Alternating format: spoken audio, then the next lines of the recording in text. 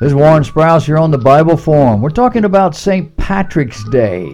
Did you celebrate St. Patrick's Day this past, was it Friday?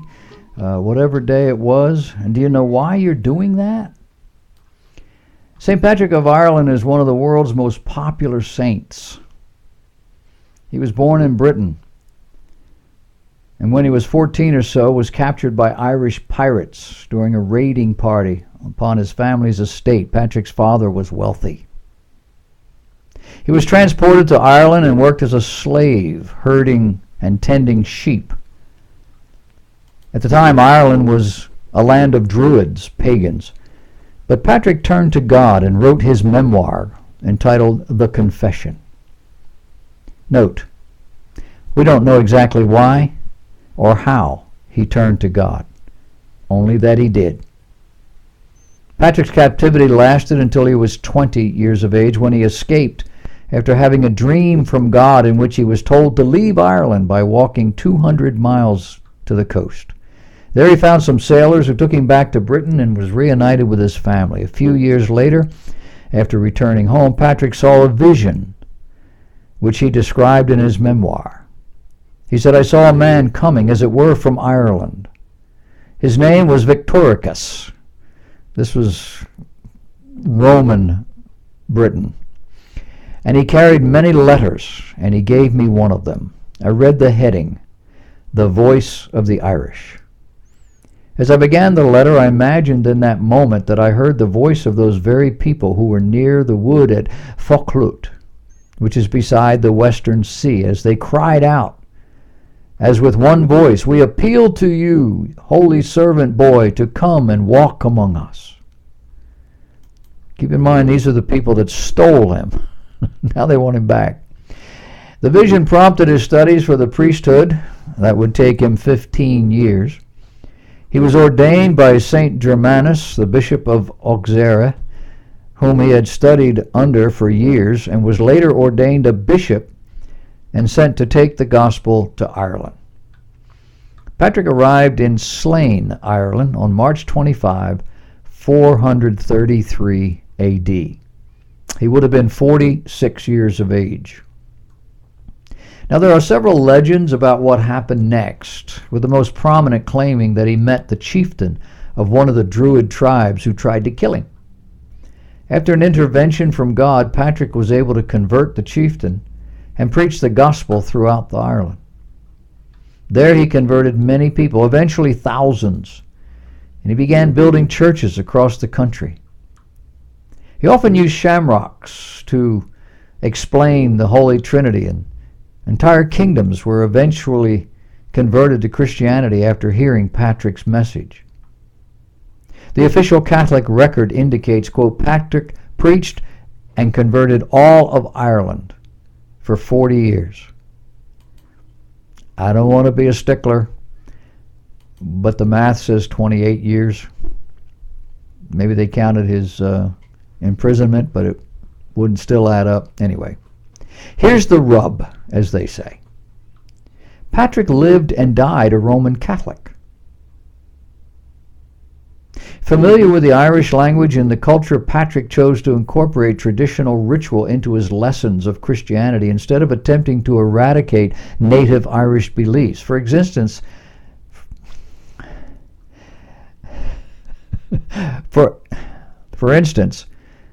he used bonfires to celebrate Easter, since the Irish were used to honoring their gods with fire. He also superimposed a sun, a powerful Irish symbol, onto the Christian cross to create what is now called the Celtic cross, so that veneration of the symbol would seem more natural to the Irish. Although there were a small number of Christians on the island when Patrick arrived, most Irish practiced a nature-based pagan religion. The Irish culture centered around a rich tradition of oral legend and myth.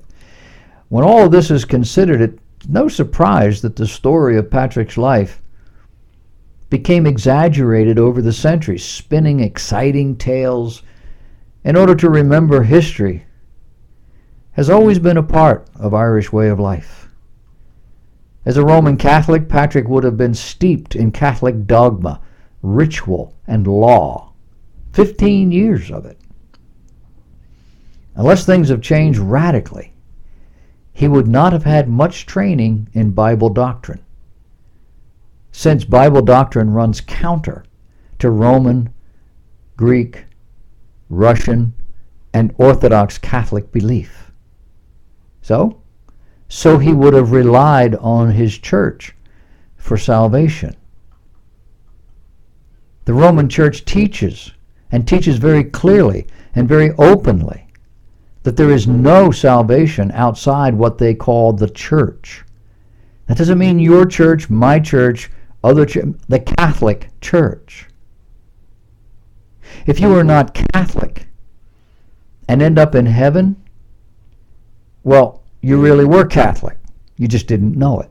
Because only Catholics go to heaven. They do that through their church. Patrick would also believe the doctrines taught by the Catholic Church. In terms of sin, the Bible teaches us that Adam's rebellion cut him off from God. He was cast out of the garden, out of the presence of God. We learn later on that the human heart is desperately wicked, beyond anything anybody can know. Jeremiah 17. How the human heart is enmity against God. How there is no remedy for this condition through behavior, ritual, or religious practice. What he did believe was that human nature was ruptured by Adam's sin. Was not corrupted, was not destroyed, didn't die. It was just ruptured. That in, quote, original sin, human nature was wounded by this rupture, and that water baptism in and by the church, meaning the Catholic Church, washes away that sin. That the temporal effects and disposition of sin, however, remain. Things like the loss of dominion over our faculties. We can't control ourselves, our will, our intellect, our appetites, our passions. We sin, but we can't help it. He believed that sin was the misuse of good, freedom which the power that God gives us to do the good. That sin is first and foremost personal. That it is the misuse of our free will, choice, deliberation, decisions. That sin is a disruption of our relationship with God. Now, those last several statements, which seem to be very orderly and academic, they come from a Roman Catholic study guide. They don't come from the Bible. The Bible doesn't teach this stuff. One of our listeners sent this to me. He was given this in a Catholic Bible study.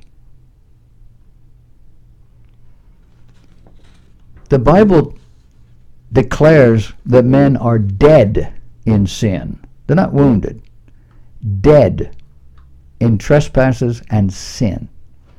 The Bible declares that only the shed blood of Christ can cleanse from sin.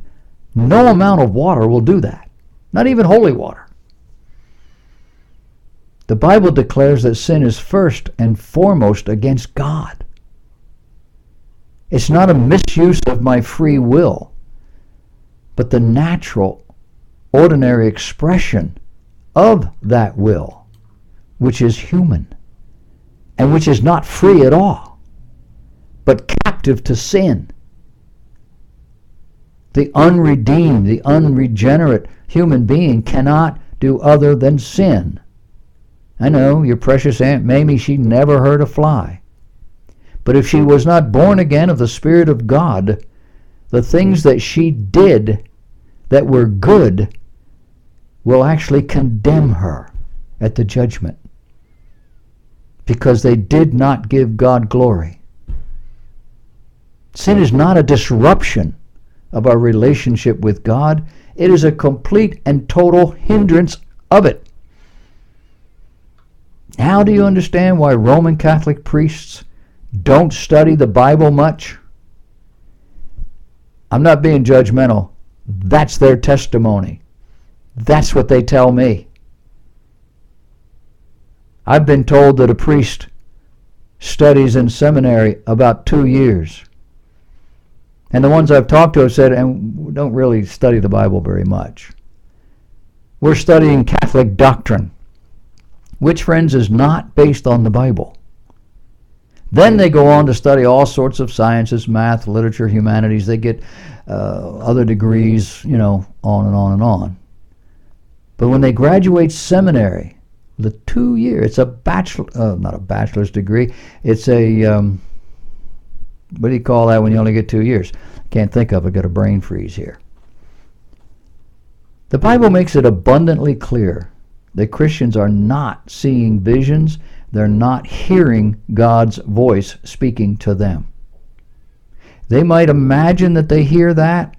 It's emotionalism. The Bible makes it clear that's not happening.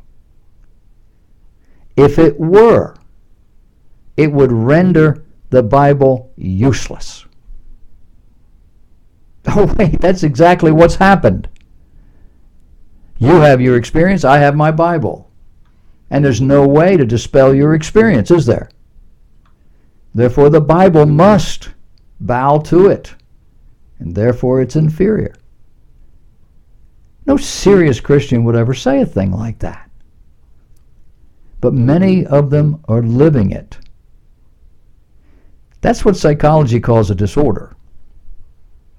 Oh, and in honor of all this holiness and godliness on St. Patrick's Day, good Irish Catholic men and boys, women too, go out and get smashed, falling down drunk.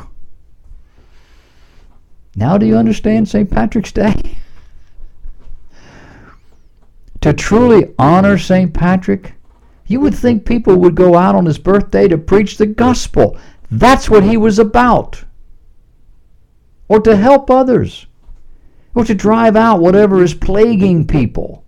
These are the things he did, according to history.